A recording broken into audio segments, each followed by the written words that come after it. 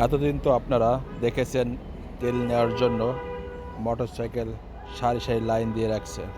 আজ আপনাদের দেখাবো নতুন একটা ভিডিও, দেখলে আপনারা অবাক হবেন।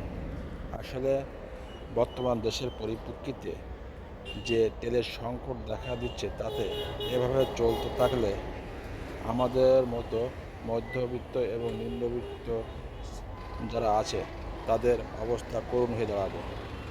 দেখুন না, বাস, ট্রাক, প্রাইভেট, মাইক্রো তেল নেওয়ার জন্য কিভাবে লাইন দিয়ে দাঁড়িয়ে আছে। প্রায় 2-3 কিলোমিটার এভাবে দাঁড়িয়ে আছে। আমি হাঁটতে হাঁটতে প্রায় 1 কিলো যাওয়ার পরেও দেখি এভাবে লাইন আছে। তাহলে দেশের এই পরিপ্রেক্ষিতে কিভাবে দেশটা সুষ্ঠু এবং সুষ্ঠুভাবে থাকবে, সব কিছু নিয়ন্ত্রণ করা যাবে। আসলে এই হচ্ছে দেশের পরিবেশ পরিস্থিতি। যাই হোক, তেলের সংকট কাটিয়ে সমস্ত বিশ্ব যাতে সুন্দরভাবে চলতে পারে এই কামনা করি।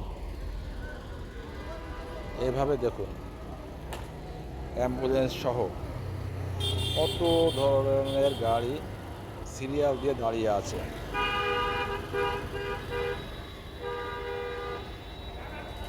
তেলের পাম্পে শুধুমাত্র অল্প অল্প তেল দিচ্ছে, কিন্তু তারপরেও এই যানবাহনগুলো যদি তেল না দেওয়া হয়, ট্রাকগুলো সঠিকভাবে সঠিক দামে যদি তেল না দেওয়া হয়, তাহলে নিত্য পণ্যর দাম আমাদের হাতের নাগালের বাইরে চলে যাবে।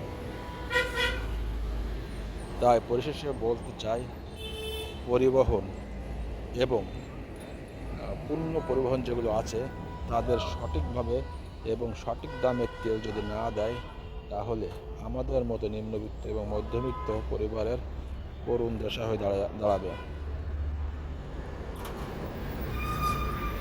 এইভাবে প্রায় 1-1.5 ঘন্টা দাঁড়ানোর পরে আমরা সিরিয়াল পেয়েছি। আমাদের ছিল একটা পরিবহন। আমাদের হঠাৎ করে তেল শেষ হয়ে যাওয়ার কারণে তেল নেওয়ার দৃশ্য দেখুন। এভাবেই দাঁড়িয়ে দাঁড়িয়ে আমরা প্রায় 2 ঘন্টা দাঁড়ানোর পরে আমাদের সিরিয়াল এসেছে। সবাই ভালো থাকবেন, সুস্থ থাকবেন। অসংখ্য ধন্যবাদ।